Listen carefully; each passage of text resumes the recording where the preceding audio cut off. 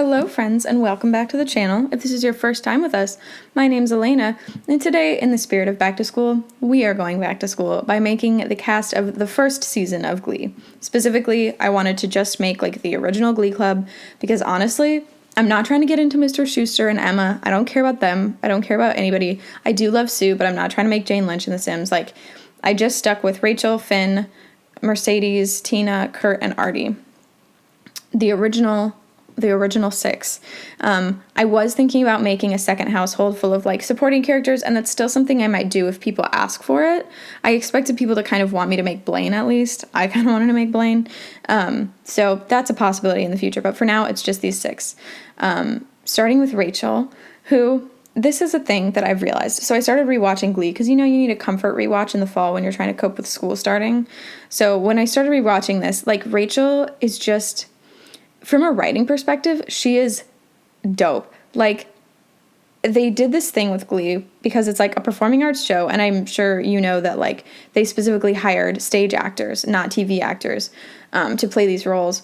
And so they wanted it to be larger than life and very theatrical in a way that I don't think was on TV at the time. It's something that's more common now with shows like Crazy Ex-Girlfriend, but at the time this was very different.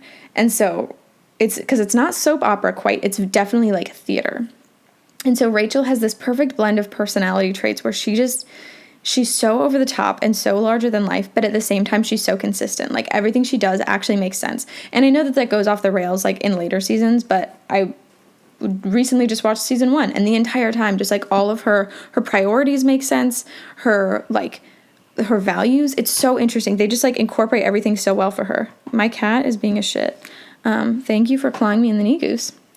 So yeah, I think that as a character, just from a writing perspective, Rachel is really well done for the first few seasons. They do eventually just have her do a bunch of boyfriend things, which is annoying, but that happens to every single teen show. So I gave her the famous aspiration because that really is true. All she cares about is being famous, and she's willing to do anything, hurt anybody, whatever, to get there, which I think is very interesting. And I think the way that they stick to it is really good in the first few seasons because it makes her unlikable. She is a thoroughly unlikable character. She's demanding, she's bossy, she does not care about other people's feelings, and it all makes sense because it comes from this thing of this, if I don't become a star, I will die. So she has this self-involved trait. I don't remember what that's called, but it came with the Get Famous pack, because if Rachel does not get attention, she will die, which I relate to. Ambitious, and then a perfectionist, because all those things are very true. She's just so And Leah Michelle is so talented. They really did. There's a strong division on Glee between those that can act and those that cannot. And Leah Michelle can really kick it. She's great. So with this outfit, with all of their outfits, with the first one, it's a very classic, something that they would have worn in season 1, something super this character dresses like a preschooler grandma, which I think is what they say Rachel dresses like in season 1. And then with the formal outfit, they are wearing their sectionals look. So it's eventually I changed it to a red and black dress because at their sectionals they were wearing a black satin, completely show choir perfect dress with a red belt. So I gave them red and black dress, and then sporty wear, I didn't really pay that close of attention to it except for the cheerleaders.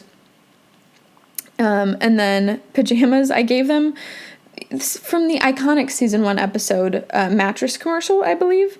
I gave her the pajamas. I gave everybody the pajamas from that episode because I just was tickled by the idea of if you played with all of these Sims as a household, as soon as they're going to bed, they're all dressed exactly the same. They're just recreating these iconic numbers. And so that's the bedtime, the pajamas. Then she's got, for a party look, they all have the gold, or I tried to give them a goldish dress from their regionals performance at the end of season 1 where Quinn goes into labor. So I tried to dress them all like that for the party outfit. Yeah, there we go. There's the pajamas.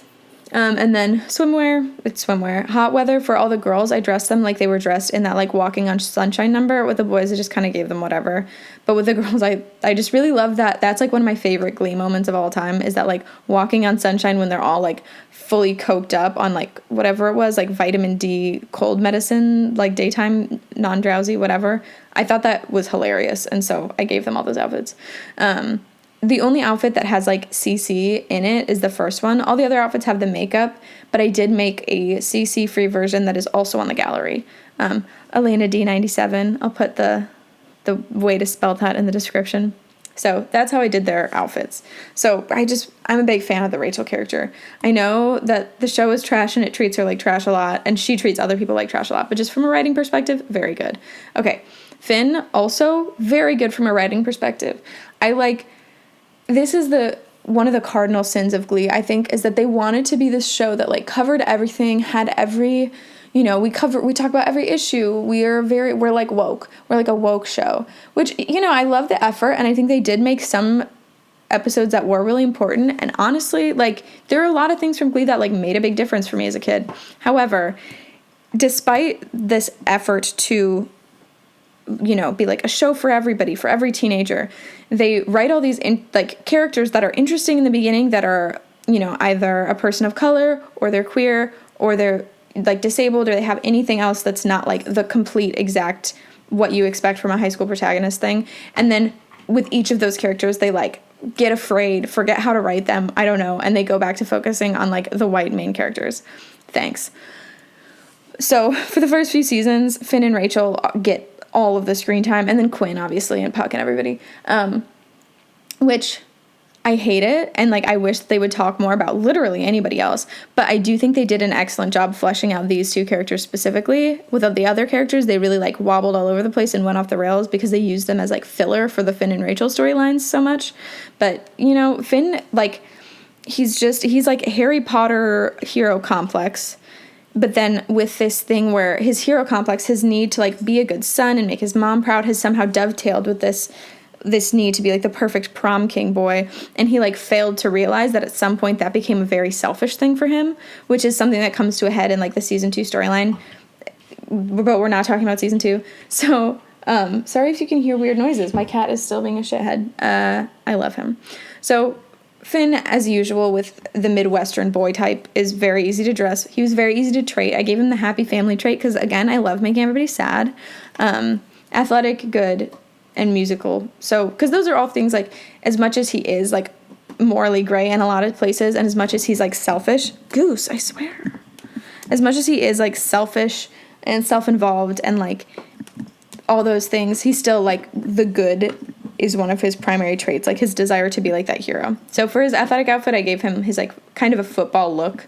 I thought he looked cute, Also, all through season 1, you can see, like, if you, like me, have seen way too much about Glee in your time on the internet, so you know what happens to Finn, you're trying not to get emotionally attached to him, but he makes it difficult. Like, he's a sweetie. Especially, we're not talking about season 2. Anyway, so I don't know what I was doing here. His hot weather outfit doesn't really matter.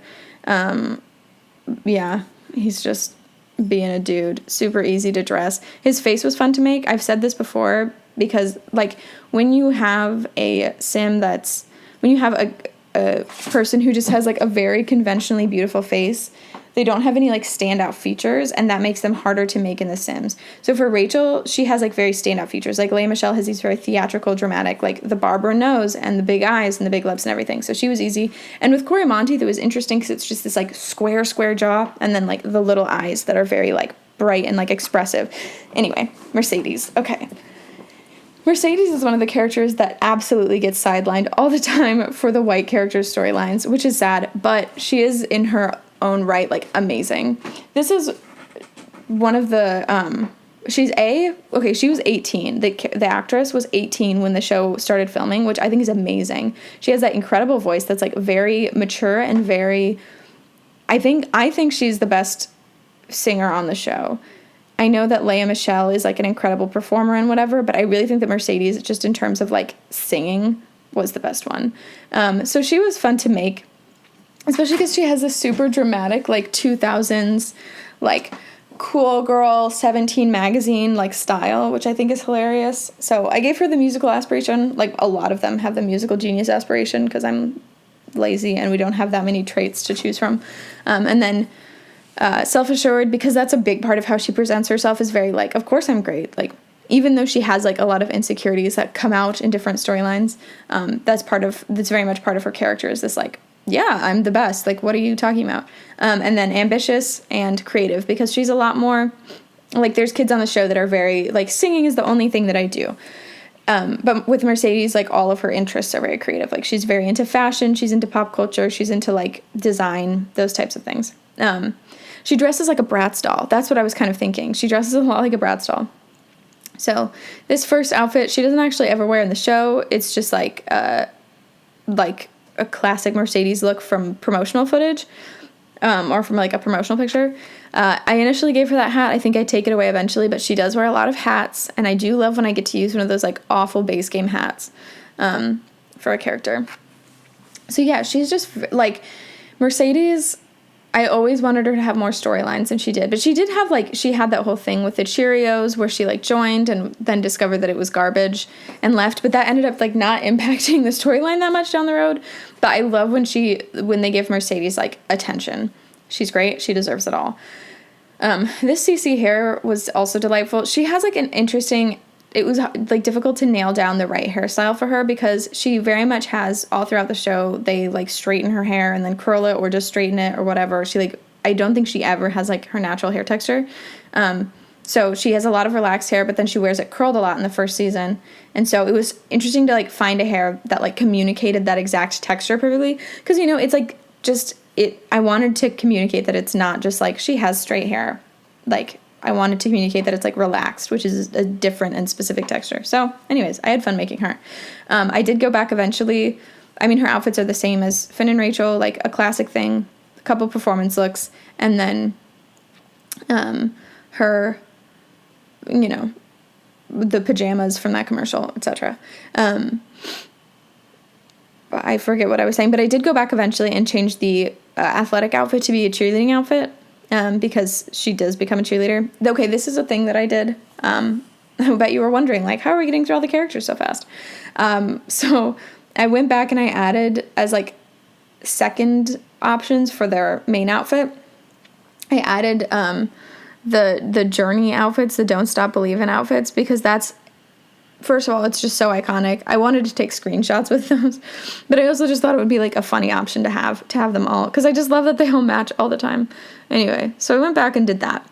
Yeah, Mercedes. I just think she's such a cool character, and I don't know. I wish they put her into like little boxes to fit other people's storylines so often that I really loved when like she got her own. I just watched an episode in season 2 where she like becomes a diva because Rachel basically treated her like shit, and I thought that was like just great when she, like anyway, I'm distracted. Tina Cohen Chang.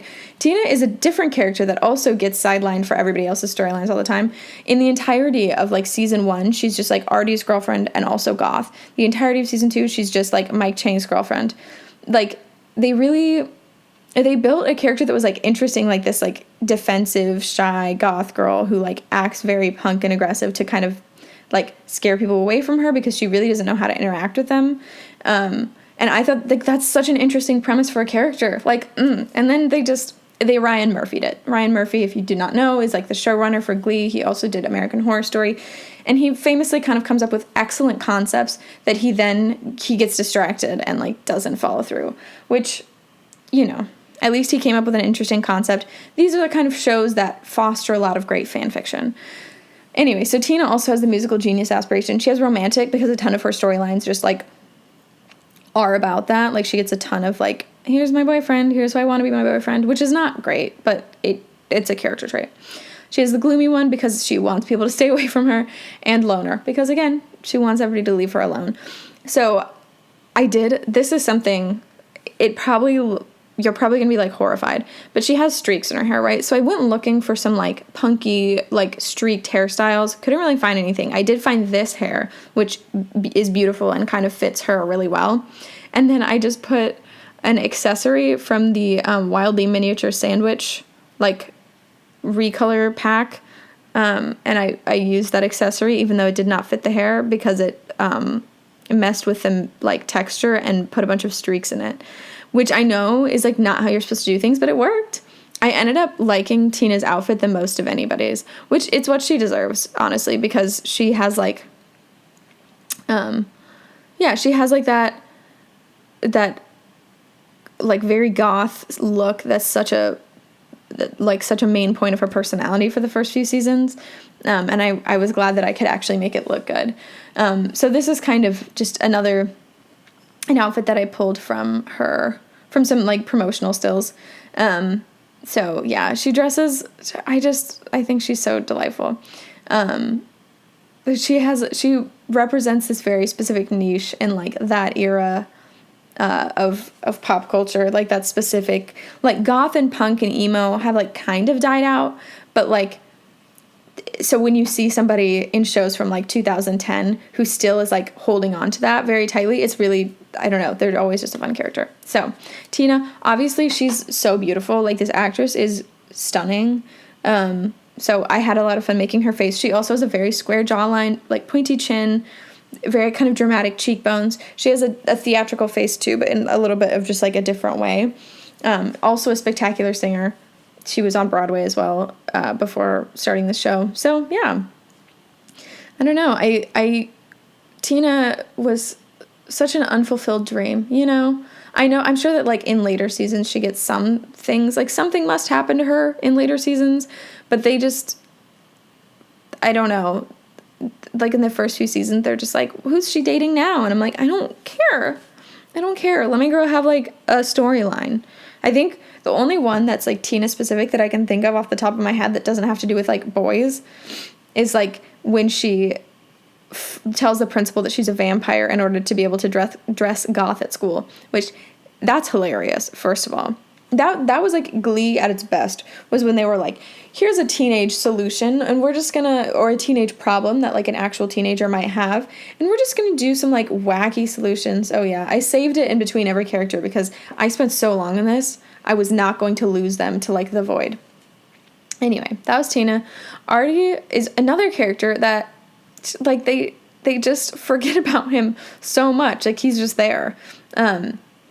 They did do like a couple episodes specifically about like him being in a wheelchair and like using different things to get around, and how the school did not really look out for his needs at all, and how people were like very willing to just forget about it if it was like convenient for them, which I think, that's like good. And then he gets storylines about girls, and that's kind of it. This is one thing that I actually really like that they did with Artie, is that they just made him kind of a dick. Like, don't get me wrong, he has some very sweet moments, and he's not like a bully or anything, but he's just kind of a dick, like, often enough that it's a personality trait. So I gave him hot-headed, because, like, he just will say things to people that are, sometimes he's right, and sometimes he's super sexist. It's just really funny. The actor who I can't remember his name right now, he also had like pretty like big dramatic features. He had those like eyes that are tilted downwards, which would make him very recognizable. That kind of stuff. So that was cool. Unfortunately, because of the way that The Sims is, I could not put him into an actual wheelchair. I did find a custom content wheelchair, but it's not something that you can like use. It's just like a piece of furniture.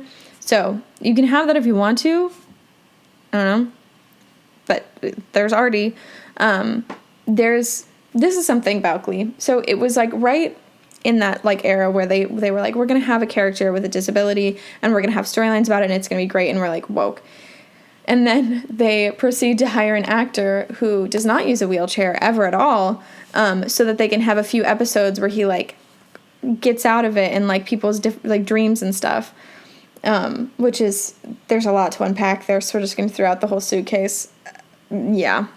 So Artie, I gave him that, like, leader of the pack trait because he wants to be a director by the end, and to me, like, director and leader of the pack seem to go hand in hand, where, like, you're running the show with a whole bunch of people, you're, like, in charge, you decide what happens, and you want your thing, your, like, group to be successful. Anyway, so he's got the musical trait, hot-headed and geeky, because they show him being in, like, the AV club a couple of times. I think they were just like, here's a guy with glasses. AV club, which, did anybody's high school actually have an AV club? Like, I I don't remember that being a thing in my high school. I know we had, like, a photography club. An AV club, though? Like, what is that? Anyway. So Artie, he does not get very many storylines, like, very many individual arcs that don't revolve around his disability, which I get that they wanted to make it visible and whatever, but it really felt like they had just a character, you know, like, it felt like they lost interest in actually giving him some, like, development a few seasons in. 'Tis the flaw of many a Glee project. So Kurt. Okay.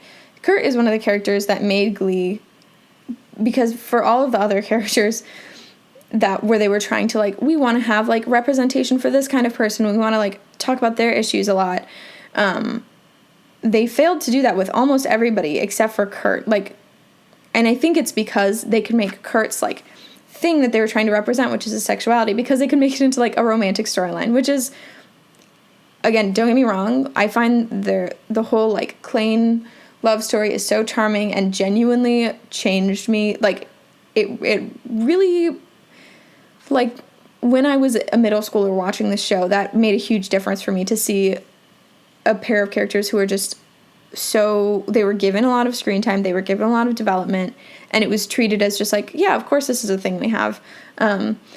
So I really appreciated that as a kid, and I still do.